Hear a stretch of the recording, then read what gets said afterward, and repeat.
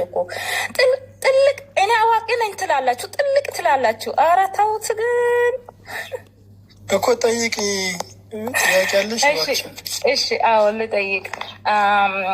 በቲክቶክ አይቼ ነው እና በእስልምና አጭር ሰውና ጥቁር ሰው ሽማግሌ ሰው መንግስት ሰማት አይገባም ብሎ ያስተምራሉ። በቲክቶክ ነው ያየሁ እና ለምንድን ነው እንደዛ የምትሉት? ምዕራፍ ስንት ቁጥር ስንት? በቲክቶክ ነው ያየሁት እያልኩ ነው ሼኮች ሲያስተምር። ቆይ እኔ ላሳያት። ጥቅሱን ላውጣላት መሰለኝ ረስተው ነው። እናውጣ ማየት ጥቅሱ ሳይሆን አንዴ በቃ ቆይ አንዴ ችግር ጀነት ላይ ሰው ሲገባ በምን አይነት መልክ ነው የሚገባው የሚለውን ነገር ነው ጥያቄው። ያብራራልሻል። ችግር የለውም። ኧረ አይደለም ቆይ እሱን አይደለም ያለችው። አልገባም። ይሄ ደግሞ ለእናንተ ስጠይቅ አይደለም ያለሽ የሆነ እኮ ጥቅስ ላመጣልሽ ነው። መልስ መመለስ አትችሉ እኮ ማስረጃ ምሻት አለ። እኛ የምናውቀው ይኸው ወር አንካሳ ፍኛ ለፍታታ አትግቡ ነው ያለው። ይሄን ነው ያየ ነው ወንድሜ መጠየቅ ይችላሉ። አንተ እስቲ ነገር ከእናንተ ሲጠይቅ ሮቃችሁ ወደ መጽሐፍ ቅዱስ ትሄዳላችሁ። ጥገኛ እናንተ ቻሉና ካለ የለም ከሌለ የለም ካለ እዚህ ነው። አይ ወደ መጽሐፍ ቅዱስ ሮቃችሁ አትግቡ። የእናንተ ትርጓሜ ይዛችሁ 1000 ዓመት ትቆያለሽ። እንደዚህ ነው ማስረጃ አታምጪ። በጣም ከይቅርታ ጋር ማለት ነው። ስለዚህ አሁን ምን እናደርጋለን መሰለሽ? ማስረጃ ካለ አምጡ፣ ከሌለ ደግሞ የለም። ያው ያለው ግን እናንተ ጋር ነው። አይተሽዋል። እውር አንካሳ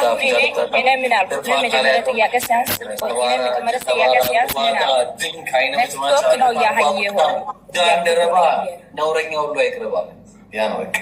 ስለዚህ አሁን በማስረጃ አንቺ ታመጫለሽ። የለም ቀጥል ማይ ነው። ሌላ ጥያቄ ደግሞ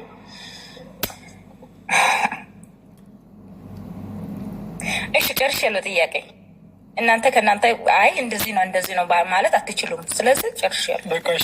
በቃሽ ከጠየቅሽ ችግር የለውም። ተዋህዶ አለ ተዋህዶ መጠየቅ አትችሉም። ኧረ ትጠይቂያለሽ። ቆይ ገና መች ተነካ? ባካችሁ ስራ ላይ ነው። ጠይቃችሁ አስወጡን። አንተም ባለፈው አንተ የሳሰትከው ቦታ አለ። እሱ ላይ መጠየቅ ፈልጌ ነው። የዋሽከው ቦታ አለ።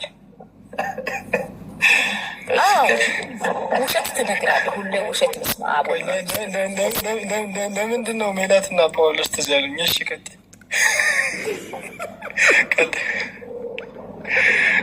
ጠይቂ። ዮሐንስ 1:1 ላይ መጀመሪያ ቃል ነበረ፣ ቃልም እግዚአብሔር ዘንድ ነበረ የሚለው ቃል እቅድ ነበረ ብሎ ነበረ። ልጁ እቅድ ነበረው የሚለው ቱርጋመ ካለ ማሳየት ትችላለህ? ሎጎስ ማለት ምን ማለት?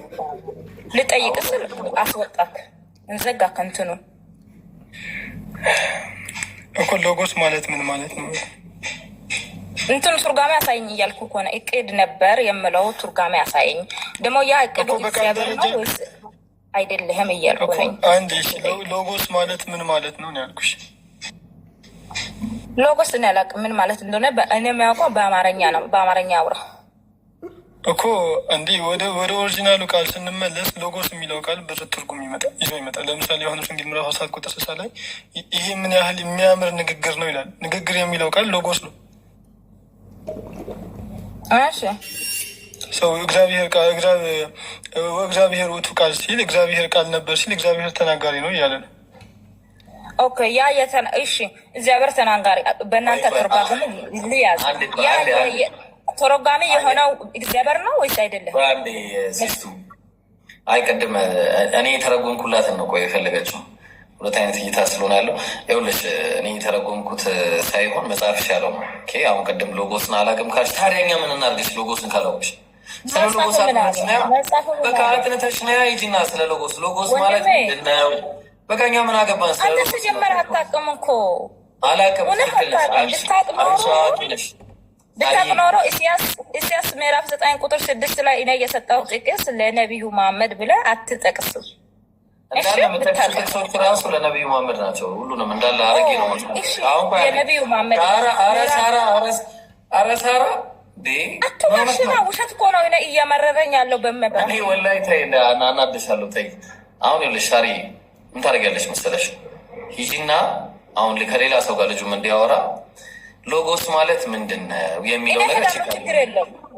መሄዱ እራለሁ ያንተ ቤት አራለሁ እንዴ ለምንድን ነው አላድርም? ውሸት እኮ ነው የሚናደደው፣ ውሸት ነው። አትዋሽ። ያ ቦታ ላይ ለምን ዋሸክ? እሺ አትዋሽ። እሺ ውረድ። ቀጥለ ተዋህዶ